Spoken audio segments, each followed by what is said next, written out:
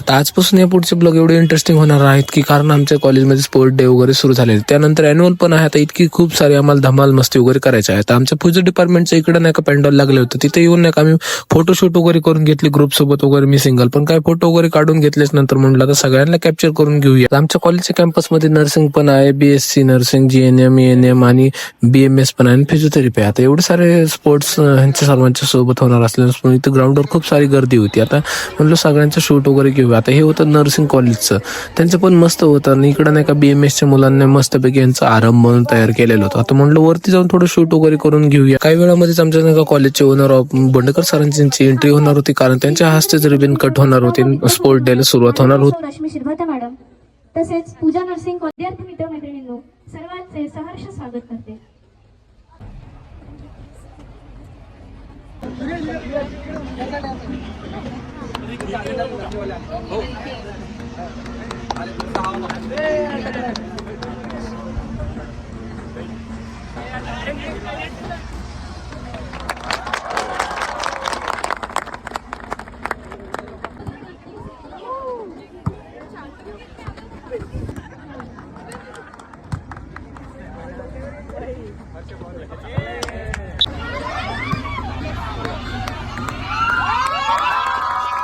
कोणती कटिंग करायची?